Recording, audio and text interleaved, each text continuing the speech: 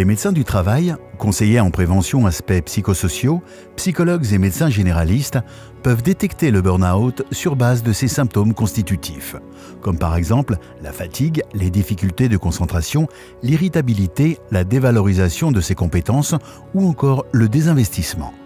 Ces premiers signes doivent permettre non seulement une prise en charge individuelle, mais aussi d'agir en prévention sur la situation professionnelle du travailleur.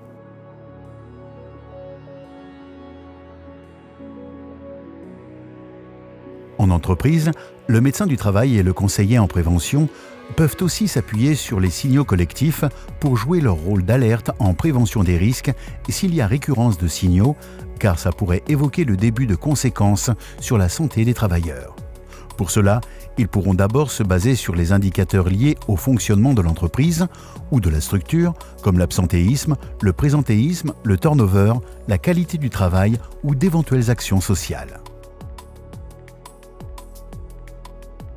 D'autre part, ils pourront aussi se baser sur les indicateurs liés à la santé et à la sécurité des travailleurs, comme les inaptitudes au travail, les accidents de travail, les demandes d'aménagement de poste, les troubles musculo-squelettiques, les pathologies psychiques ou encore les situations graves ou dégradées comme des tentatives de suicide ou des situations de harcèlement.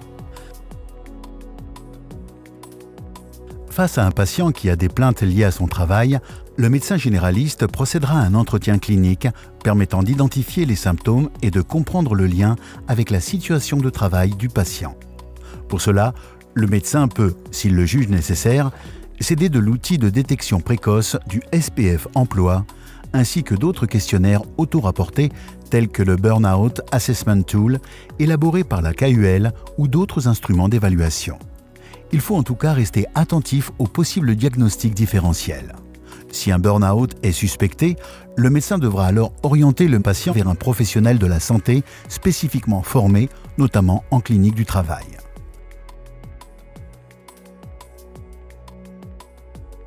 Celui-ci devra confirmer ce diagnostic par une évaluation complète du fonctionnement psychique et somatique de la personne. Le burn-out est en effet un syndrome dont la symptomatologie n'est pas spécifique et pour lequel il n'existe pas d'instrument diagnostique ou de biomarqueur spécifique. Il faudra donc établir un diagnostic médical sur base de l'anamnèse, des manifestations cliniques, de l'analyse des conditions de travail, c'est-à-dire l'analyse de la chronologie et de la durée des événements, ainsi que des éléments déclencheurs du mal-être, et enfin de l'identification des facteurs de sensibilité individuelle.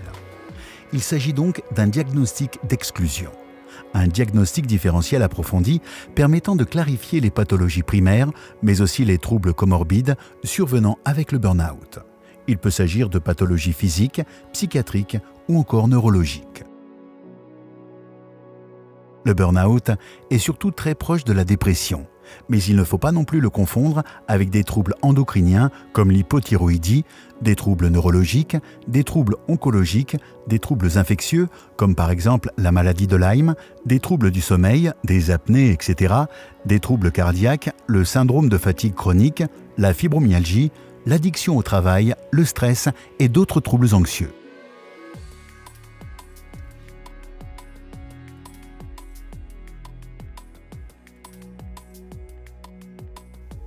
Le burn-out se manifeste à travers plusieurs types de symptômes, qui ne sont pas spécifiques au burn-out. Des symptômes physiques, affectifs, cognitifs et comportementaux. On ne peut pas toujours dire si ceux-ci sont des éléments constitutifs du burn-out ou des conséquences. Le burn-out implique un stress chronique et pourrait donc exprimer une surcharge du système physiologique régulateur de stress. Mais les données ne permettent pas actuellement de mettre en évidence l'impact du burn-out sur les processus physiologiques ou à l'inverse, les mécanismes perturbés qui pourraient être à l'origine du burn-out. Les symptômes physiques sont principalement des troubles du sommeil et une baisse d'énergie tant au niveau physique qu'émotionnel. On voit une fatigue profonde sans possibilité de récupérer. Il y a aussi des plaintes neurovégétatives et fonctionnelles, comme des troubles cardiovasculaires, respiratoires, digestifs, vertiges, céphalées, douleurs abdominales, musculaires, etc. Les symptômes affectifs et émotionnels se manifestent d'abord par une baisse de la motivation. Il y a une perte d'enthousiasme et d'intérêt pour le travail. La personne va aussi se montrer très sensible de manière générale, nerveuse, irritable, supportant peu la frustration. On va également voir une humeur dépressive, un sentiment de tristesse, une perte de goût pour le travail et des pensées répétitives à propos des causes, conséquences et symptômes d'un événement négatif. Il y a une ambivalence entre l'envie de se battre pour rester en activité et l'épuisement qui incite à quitter le milieu de travail, ainsi qu'un sentiment de peur par rapport aux situations à venir. Enfin, la personne va montrer une dépréciation, dévalorisation d'elle-même et une perte des idéaux professionnels, des valeurs associées au travail. Concernant les symptômes cognitifs, on constate une diminution des capacités de traitement de l'information, comme la concentration, la capacité à réaliser plusieurs tâches à la fois, à nuancer, à prendre des décisions. On peut aussi avoir des troubles de la mémoire, difficultés de mémorisation des informations, oubli, perte des automatismes. Il y a aussi un sentiment d'inefficacité dans l'atteinte de ces objectifs. Les personnes montrent une dévalorisation qui s'accompagne d'un sentiment d'incompétence par rapport au travail. Elles ont le sentiment qu'elles n'ont aucun pouvoir sur la situation et ont souvent un sentiment d'échec. Enfin, les symptômes comportementaux se manifestent surtout par un changement d'attitude envers autrui, cynisme, indifférence et perte d'empathie envers les autres. On constate aussi de l'isolement, une mise à l'écart. La personne évite les contacts, ce qui est souvent une stratégie inadéquate pour faire face aux problèmes. On voit aussi du désengagement, une baisse de motivation et des absences maladie de courte ou de longue durée. Les personnes en burn-out montrent aussi un comportement agressif, traduisant une diminution de la tolérance à la frustration. Enfin, les personnes en burn-out peuvent développer des comportements addictifs qui révèlent d'une automédication, que ce soit pour retrouver un niveau élevé de performance professionnelle avec des amphétamines, de la cocaïne, de la caféine, du modafinil, ou au contraire pour diminuer le stress, avec de l'alcool notamment.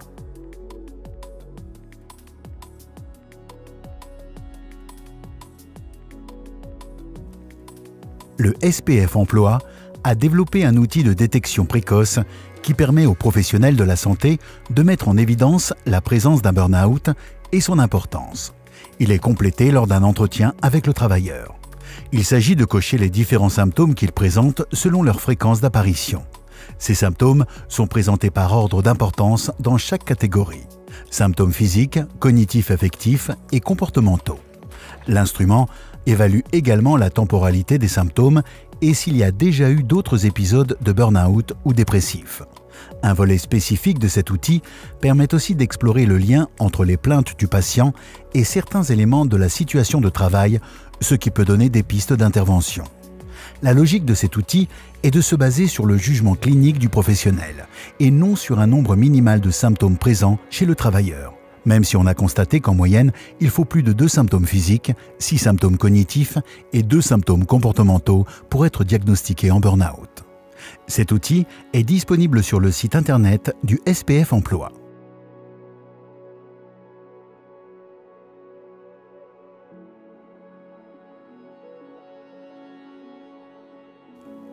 Le Burnout Assessment Tool, ou BAT, est un nouvel outil d'évaluation développé par la KUL qui vise à déterminer rapidement le risque de burn-out. Cet outil est basé sur une définition spécifique du burn-out dans laquelle la perte d'énergie est centrale, celle-ci conduisant à une diminution du contrôle émotionnel et cognitif, ce qui provoque à son tour une distanciation mentale par rapport à la source d'épuisement. La perte de contrôle peut aussi engendrer une humeur dépressive chez la personne. Les symptômes de tension nerveuse, donc le stress, sont aussi considérés comme des symptômes secondaires. Cet outil est disponible depuis mars 2019 et est téléchargeable gratuitement en français, néerlandais et anglais et avec un mode d'emploi sur le site internet burnoutassessmenttool.be. Cet outil permet d'identifier un risque de burn-out chez un individu, mais aussi de suivre son évolution ou encore d'identifier le risque de burn-out dans des groupes dans une visée de prévention. Il ne peut évidemment qu'être utilisé à titre indicatif et non pas pour faire le diagnostic, puisque celui-ci demande une évaluation plus complète de la personne.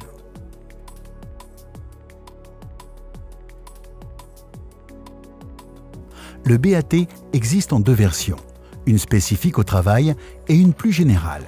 Il est composé de 23 items qui évaluent les 4 symptômes principaux ainsi que 11 items qui évaluent les symptômes secondaires. Pour chaque item, il faut indiquer la fréquence, de jamais à toujours, ce qui donne un score de 1 à 5. La moyenne de ces scores permet d'établir le risque de burn-out. Pas de risque, risque ou risque hautement probable, sur base de valeurs seuil, qui ne sont malheureusement pour le moment que validées en Flandre. Il est néanmoins toujours possible de comparer la valeur obtenue au niveau moyen des travailleurs. Par exemple, un score moyen pour les symptômes principaux supérieur à 2,41 veut dire qu'on se situe dans les scores hauts, voire très hauts par rapport au groupe des travailleurs en Flandre.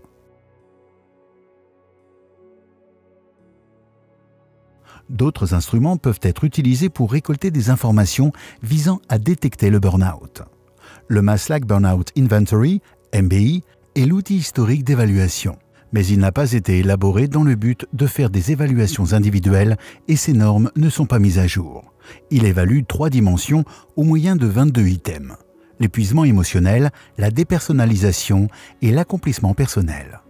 La Utrechtse Burnout Schaal, UBOS, est l'équivalent néerlandais du MBI et évalue 3 dimensions du burn-out: l'épuisement émotionnel, la distance et la compétence diminuée.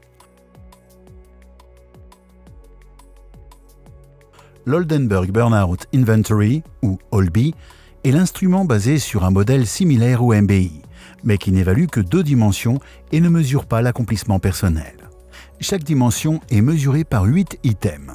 Tous les items sont évalués à l'aide d'une échelle de 4 modalités allant de 1, pas du tout d'accord, à 4, tout à fait d'accord. On peut calculer un score pour le désengagement, l'épuisement émotionnel et aussi pour le burn-out global qui sera considéré comme faible, moyen ou élevé. Bonjour Monsieur Carlier. Bonjour docteur. Qu'est-ce qui vous amène aujourd'hui? Je suis ici pour ma tension artérielle et quelques ordonnances. Oui. Alors vous êtes bientôt en vacances? Oui, enfin, il était temps. Mon travail est devenu infernal. Je voulais vous en parler. Je ne sais même pas si je pourrais partir. Il me semble qu'il y a quelques mois, vous étiez tellement enthousiaste à l'idée de ce nouveau poste. Nouveau. En réalité, c'était du tape à l'œil. Mais rien ne va comme il faut. On va prendre votre tension artérielle. Ah, docteur, j'ai oublié de vous demander. Oui. Vous avez mes résultats pour mon estomac? Oui, je vais regarder. Oui, tout va bien. C'est normal. Et du dos, vous souffrez encore? De temps à autre, mais bon. Venez, on va prendre la tension artérielle.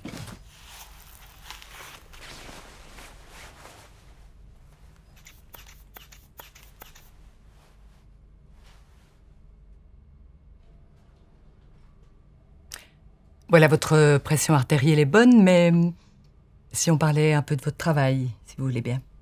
Vous savez, je travaille de plus en plus. De nouvelles normes nous obligent à remplir 20 dossiers par jour. C'est de la folie. C'est impossible. Et vos collègues? Oui, ils le font, mais c'est du travail mal fait. Moi, je ne dis rien. Mes patrons n'y voient que du feu. À leurs yeux, c'est moi qui ne suis pas à la hauteur. Il faut travailler dur maintenant. Je rentre à la maison épuisé. Je dois ensuite entendre ma femme me dire que je ne fais plus rien dans la maison. Je n'en peux plus. Je ne fais même plus de vélo pendant la semaine. Et avec les clients, comment ça se passe? Ne m'en parlez pas. Moins je les entends, mieux c'est. Si je pouvais tout faire par mail, ce serait tellement plus commode. Les gens en veulent toujours de plus en plus. Mais je ne peux pas tout faire.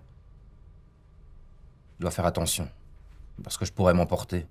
Monsieur Carlier, est-ce que vous aimez toujours votre travail? C'est grave à dire, mais non, plus du tout. Je fais tout pour mes clients, mais ils ne sont jamais satisfaits. Ça m'énerve et ça me met en colère. Vous estimez être moins investi, moins efficace qu'auparavant? Je fais mon travail du mieux que je peux, mais je suis épuisé. Il peut m'arriver d'oublier quelque chose ou de me tromper dans un dossier. Mais c'est comme ça. Je ne vais pas me stresser encore plus. Mes patrons n'y voient rien et de toute façon, les clients ne sont jamais contents. Et vos collègues, qu'est-ce qu'ils en disent? Quand j'en parle, ils me disent de m'en foutre. Mais pour moi, c'est impossible. Je m'en voudrais de faire du mauvais travail. Oui, je comprends. Quand partez-vous en vacances? Dans 10 jours. Mais je suis crevé. Je me lève fatigué et je m'endors fatigué. Et puis je dors mal, j'ai mal partout. Comment ça? Combien d'heures dormez-vous? 8, 9 heures. Ça devrait suffire, non? Je sais, mais je me réveille souvent. J'ai des insomnies. Je me relève. Et le week-end, comment ça se passe? Bien. J'ai ma famille et mes amis. Mais ce n'est pas tous les jours le week-end. Vous savez, c'est important, la famille. Ce sont mes rares bons moments. Et puis, le dimanche soir, ça recommence. J'ai des palpitations. Je suis nerveux. J'ai mal au ventre. Je fume plus. Et j'avoue, j'ai tendance à boire un verre de trop.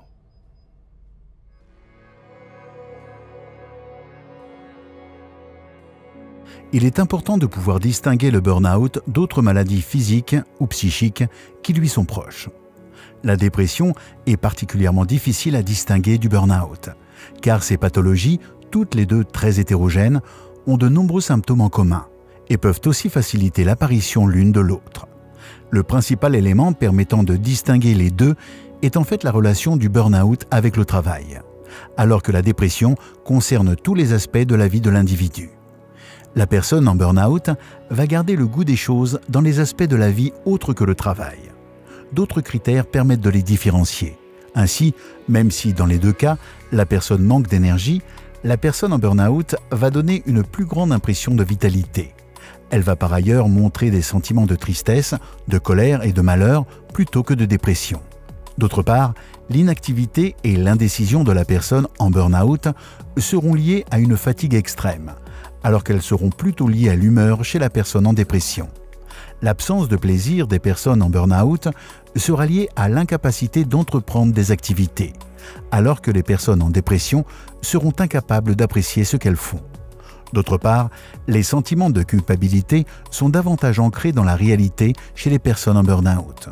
D'autres caractéristiques permettent encore de les différencier, comme le fait que les personnes se plaignent de l'indécision et des troubles de la concentration qu'elles attribuent à la fatigue, contrairement aux personnes dépressives qui les attribueront à la maladie.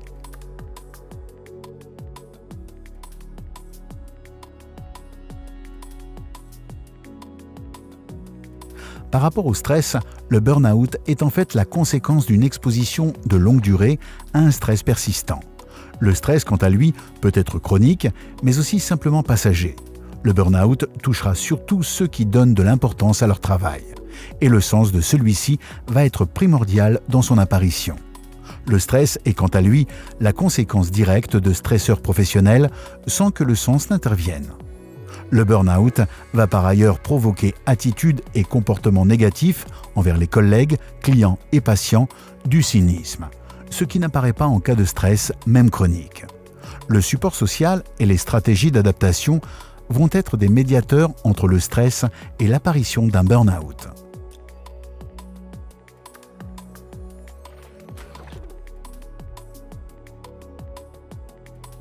Par rapport à la fibromyalgie, outre le fait que celle-ci n'a pas spécialement d'origine dans le travail, la principale différence avec le burn-out se situe dans les douleurs musculo-squelettiques très présentes en cas de fibromyalgie, alors que les douleurs physiques ne sont pas un symptôme central du burn-out.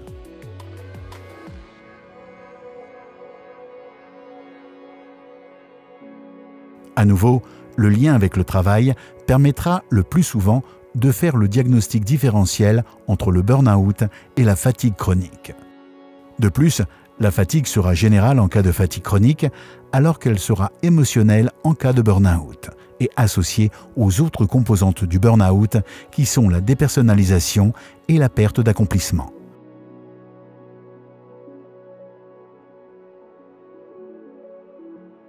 Le burn-out est quant à lui lié à la monotonie et au manque de sens du travail. Au lieu d'être surstimulé, dans le cas d'un burn-out, l'individu est sous-stimulé, mais il reste capable de faire des efforts et est en demande de plus d'activité. Il faut ici rendre le travail plus significatif et stimulant. Monsieur Carlier, il vaudrait peut-être mieux avancer vos vacances. Vous y avez déjà pensé? Votre travail vous épuise littéralement. Est-ce que vous avez déjà entendu parler du burn-out? Oui, bien sûr. Même si je ne sais pas très bien en quoi ça consiste. En bref, c'est un épuisement émotionnel occasionné par le travail. Quand à la longue, il ne vous est plus possible de bien travailler, c'est ce que vous dites.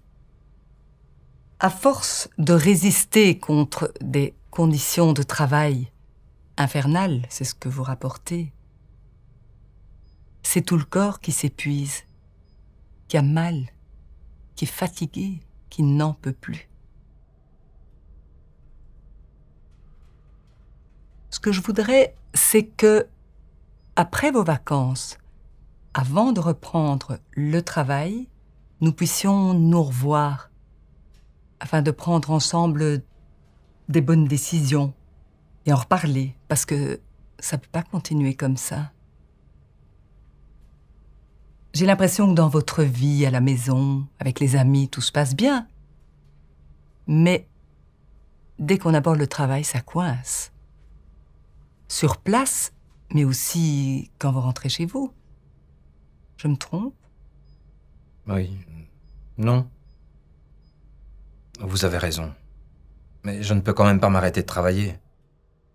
Avant de vous faire une proposition, je vais quand même vous demander, est-ce que vous en avez parlé à votre manager? C'est impossible. Et à la médecine du travail, auprès du conseiller en prévention, ce sont des gens qui sont là pour vous aider? Non. Écoutez, ce que je vous propose, c'est qu'après vos vacances, nous rencontrions ensemble M. Vandenberg. C'est un psychologue en qui j'en tire confiance. Il est un spécialiste du monde du travail qu'il connaît bien. Il a déjà aidé plusieurs de mes patients, ça s'est toujours très bien passé. Le travail que vous ferez avec lui vous aidera à comprendre ce qui vous arrive. Mais on continuera à se voir régulièrement. Vous êtes d'accord? Mais ça ne veut quand même pas dire que je serai en congé maladie. Si, évidemment. Mais je ne me sens pas malade. Et puis que vont dire les gens? Je comprends vos craintes, mais là, il faut prendre soin de vous. Mais ne vous en faites pas, vous n'êtes pas le seul. Maintenant, il est important de vous couper de votre travail pour pouvoir entamer un processus de reconstruction. Il ne faut pas laisser les choses s'aggraver. Mais je serai toujours à vos côtés. Vous êtes d'accord? Si vous le dites. D'accord. Si vous voulez bien, on appelle maintenant M. Vandenberg pour prendre un rendez-vous. Allez-y.